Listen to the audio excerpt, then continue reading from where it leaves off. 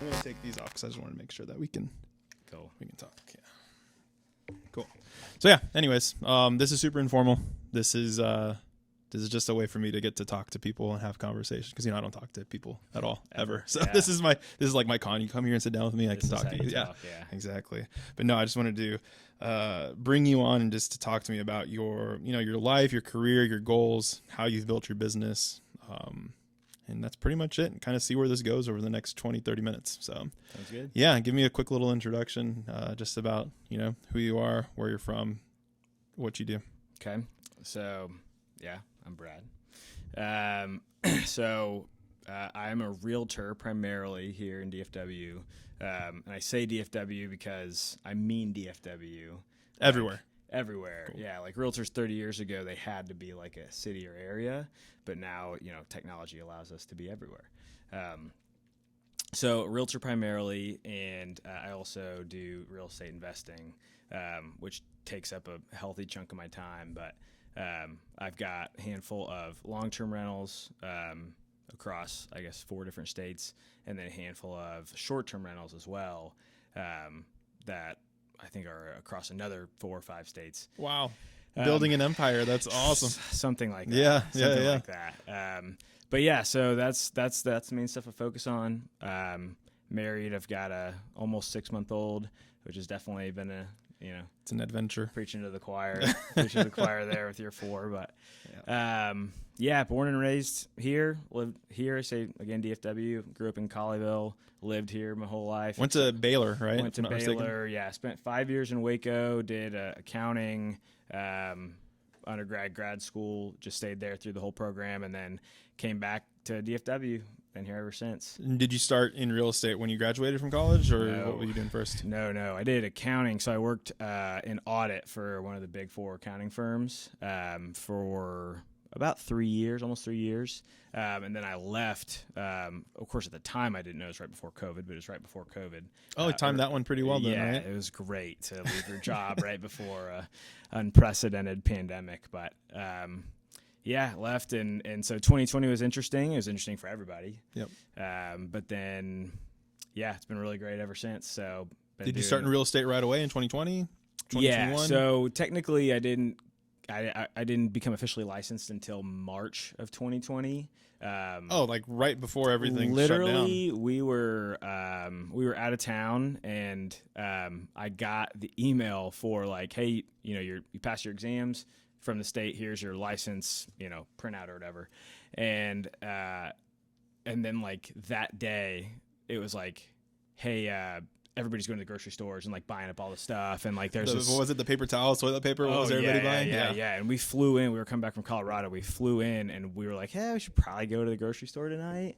And then we went at like 9:30, and it was like, you would have thought it was like an apocalypse or something. Like, it was nuts. It was crazy. That was nuts. We were staying at the Adolphus Hotel that weekend. It was St. Patrick's Day weekend, I remember, and I was like, and I was texting my friends like, y'all need to come downtown and like blah blah. You don't know what's gonna happen, and like it was a ghost town, and they're already putting up signs and everything, and like at the gym everyone was like neurotically wiping the weights and everything. Right. Yeah, it's in the weights. Just no idea what we were doing, and then everything just shut down. It was crazy. Yeah, so you got your license right when COVID hit, and we're sitting here about 3.5 years later. Yep. And judging by the amount of work you've done, what you've been able to accomplish in these 3.5 short years, it just seems like it takes people a long time to establish themselves in the way you've established yourself in 3.5 years. And that's why I admire the work you do so much, is because, because I don't know.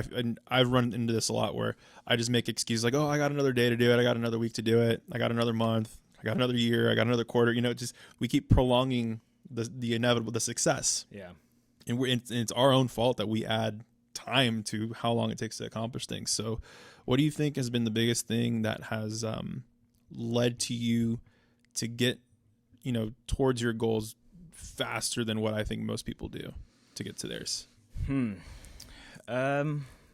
That's a good question. Like, have you always been super driven? Have you always been super motivated? You never needed like a rah coach behind you to tell you what to do? Yeah. Do you surround yourself with those kind of people? Yes, all the above. I mean, I've always been driven. I've always been extremely competitive, like to a fault. Anybody that knows me well knows that. Yeah. So that has certainly helped. I've put a lot of emphasis, especially since my time in accounting, where I was extremely unhappy, trying to figure out how to make myself better and make myself grow, and maybe figure out a way to not be unhappy. Yeah. It's a soul sucking life, I would imagine, working for a company like that. I've met a few people too, and it's like they live there. They basically live there. You do. There's just no joy in almost anything. I believe that the Lord created people to that get joy out of that role. And I quickly learned that I am not. You're not that people. person. Yeah. I am not at all. Good. And a lot of my coworkers said that. They were like, dude, when I told people I was leaving, many of them were like, dude, finally, like, why are you still here? You know?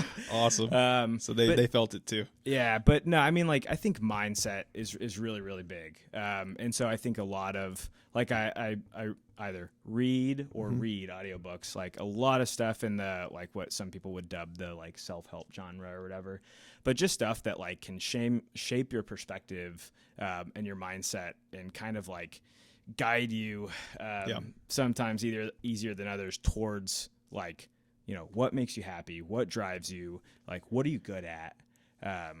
And that's probably the biggest thing. Like, there's this quote, it's hilarious because this was from my fraternity in college, but they made us say this quote all the time. And so the quote goes, "To do what ought to be done, but would not have been done unless I did it, I thought to be my duty." And, like, nice. While for us in college, that was just like we were college kids, whatever. Yeah. I think about that quote almost daily because that's, it's kind of this mindset of, like, who else but me? Like, if I don't do this, who else is going to do it? I need to, make sure that I take care of what I'm responsible for. And that's not coming from a place of, like, reliance upon myself to make things happen, because at the end of the day, I know that, like, I can do 100 things and the Lord might send me a different direction. But at the same time, God gives us responsibility. He dignifies us to give us responsibility to pursue professional goals and be present in our marriages and with our friends and our relationships. And so I think that like shaping and refining that mindset has helped me grow a lot. That's awesome. Yeah. That's awesome. That's a lot to chew on for me. That's just it's great. That's yeah. No, because it just seems like, we put barriers, we put, our minds can just be sometimes our biggest enemies when it comes to accomplishing goals. And it seems like if you can unlock that, great things can follow. Totally. Because you started in real estate right when COVID hit, and then you had obviously like all of us, it was just like a weird year. Yeah. How did you do that first year? Not good. Really? Yeah. Where most people probably would have quit, or probably would have gone back to like their comfort zone or done something much more safe, or right? Probably. Yeah, maybe. I mean, who knows? I mean, it's COVID, and I don't want trying to paint you as a hero here. Come on. I'm just kidding. Thank you. No.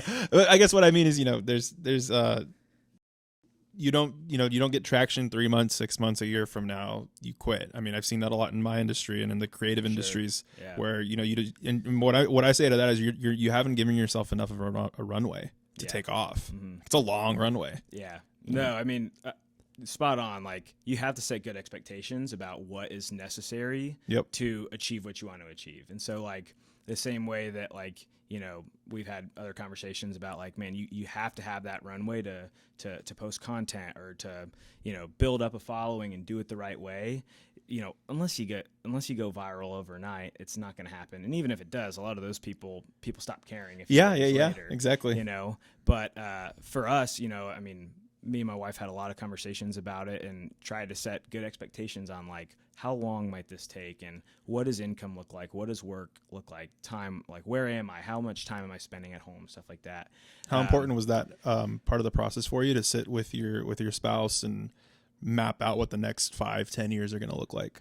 The utmost importance, because if your spouse, I mean, hopefully you know this if you're married, if your spouse is not on board with what you're doing, it will not go well with you. No way. Yeah, I know. Probably the most impactful thing you're saying here. Yeah. But like, even like, man, I remember picturing like, man, what if, 10 months down the line, I've had like, 0 to 2 deals close, and I've had very little income, which is probably what's going to happen. Yeah, that's very realistic in your first year. Yeah. And what if that happens, and then, my wife starts to go, well, what if this doesn't work? Or what, how much longer is this going to take? That would have been not just a problem in our marriage. That would have been a hindrance to me professionally. It would have added a lot of stress, a lot of anxiety, would have added a lot of question marks in my head. So when you set good expectations, you clear the highway for that stuff, so you can just drive. Yep. You know what I mean? Yep.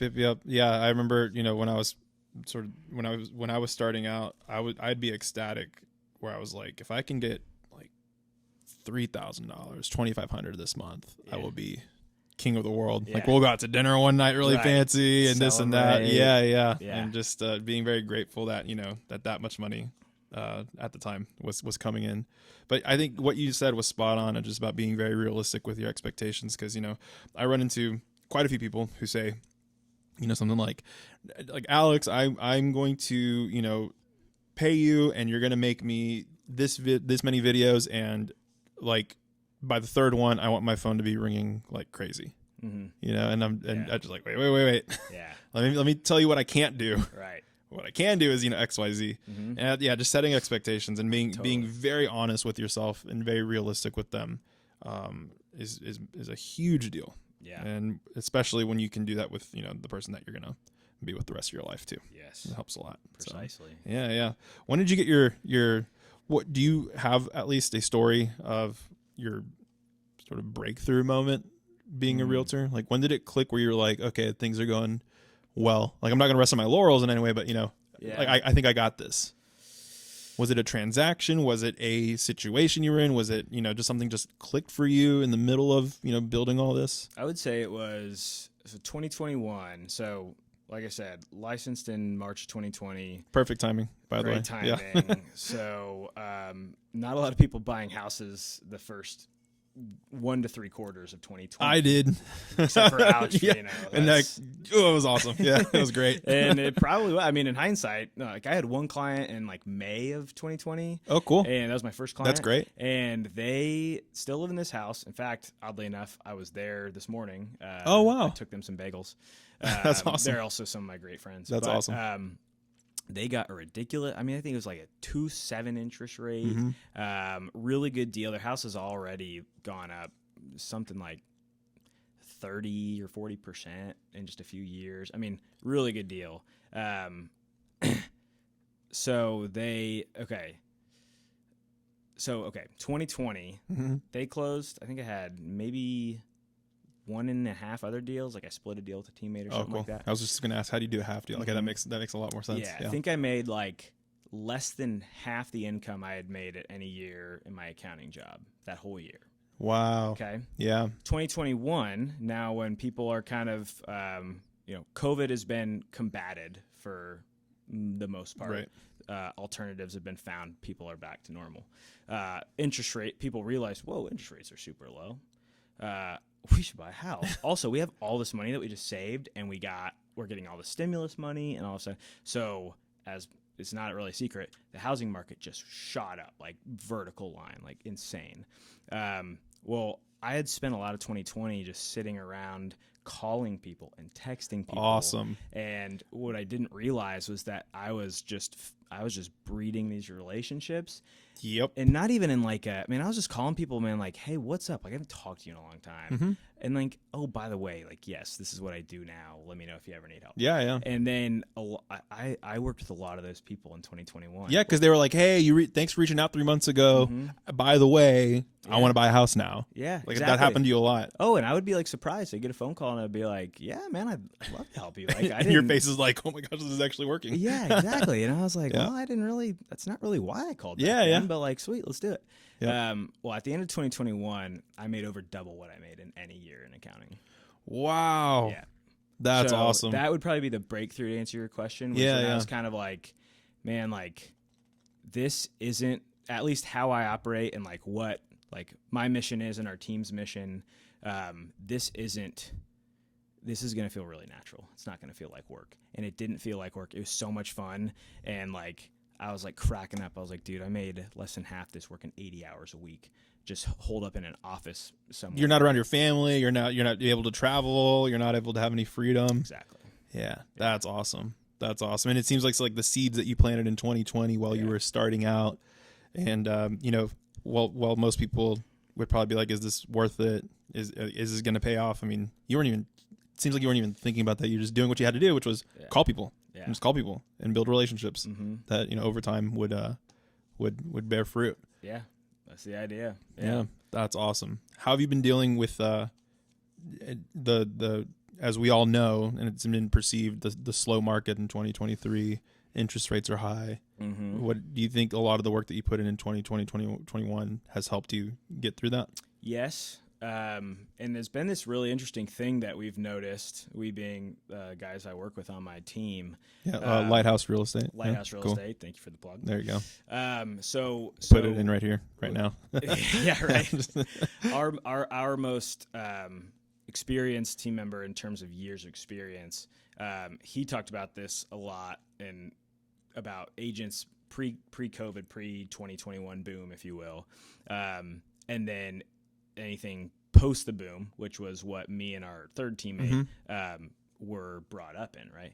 Well, we came up in an insane environment where every house had like literally 15, 20, 30 offers. You had to get super creative with how you did deals. You had to be personal with the agent because whether people like it or not, I mean, this is the way of the world. Agent can make a difference. Wow. Like whether it's, hey, I like you as an agent and I'm going to be a little bit more, suggestive on what you might need to win. I don't like you as an agent.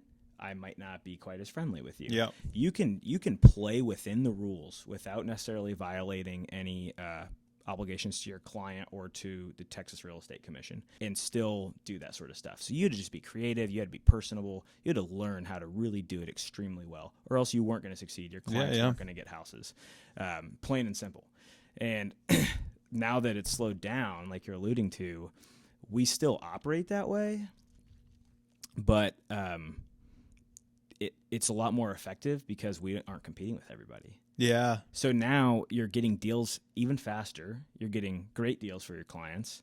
And people are just having really good experience. Well, agents that were agents, before the boom that maybe were resistant to having to ramp up the way they did things, they struggled during the boom because they weren't used to having to do that.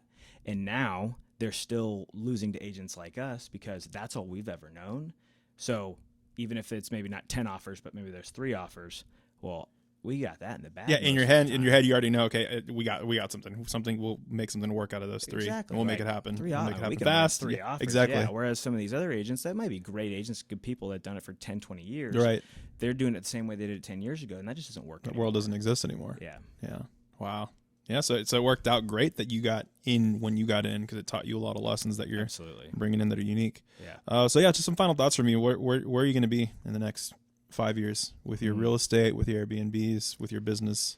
Where do you want to be? That's a great question. So we're adding a teammate.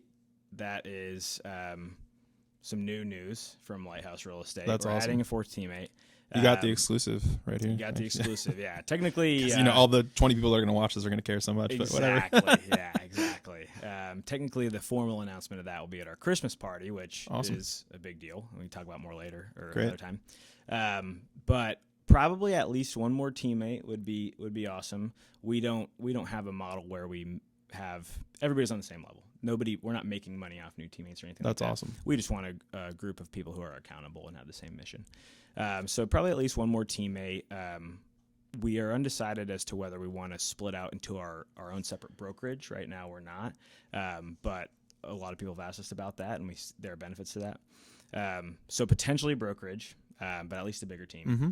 And then with investment stuff, man, I really don't know, because I always say every time I'm like finishing a deal, which usually it's short-term rentals now is what we focus on. that, hey, this is probably the last one for a while. Yeah. Because it's a lot of work, or we're getting it set up, or honestly, cash is the biggest constraint. For sure. And then every time somehow like a new business partner comes forward, or 3 people text me and they say, hey, how can I get in on a deal or something like that? Or an opportunity comes up where you're like, I'd be kind of dumb to say no to this. Exactly. Yeah. Or just the perfect house comes up and you're like, man, I can figure out a way to do this. I can pull cash from friends, family, whatever. You have to get creative. You have to get creative and you have to ask for what you want to ask for. So in 5 years, actually, I do know the answer to that question. I want to syndicate deals, whether that's like apartment buildings, which is typically what you think of with syndications, like large multifamily, or kind of have almost like a fund structure where almost like a real estate investment trust, where someone can be a limited partner, pay in capital, get a certain share of a deal or a series of houses or something like that, and then quickly be able to get a lot of cash that way, which would help us either just buy more houses or maybe even build houses, or build, buy a lot of land on a beach somewhere and then build 4 houses or something like that. Wow. That would be, I want to be able to scale into a structure that allows us to raise capital. I love that. That sounds awesome. It's great. I heard a quote very recently from Tony Parker, point guard of the Spurs, who's just in the Hall of Fame. So, of course, with Dirk, of course, he had a great quote about dreaming. And it's something that I'm taking to heart everywhere I go now. And, what he said was, if you tell someone what your goals are and they're not laughing at you, your dreams aren't big enough. Because that was his whole thing. He's like, I'm going to be the first French point guard in the Hall of Fame. And people would laugh at him and be like, you're never going to make that happen. So he's like, all right, now I know I got a good dream, because people think it's ridiculous. Okay. So I love that, because I was going to tell you that sounds ridiculous, and in a good way, because it just sounds like you're confident about it. It's going to happen. It's a big thing, and it's kind of ridiculous, So I agree. That's what I want to think about when it comes to dreaming and scheming, and what my plans are too, is think big. Yeah. And if people aren't laughing at you, it's not big enough. Yeah. Think bigger. That's really good. Yeah. That's a quote that's staying with me forever. So just wanted to share that with you. Okay. Yeah. Well, thanks for sitting down. This is awesome. Man. Absolutely. Cool. Appreciate it. Yep. All right. That's it. We're done. Sweet. Yeah. Cool.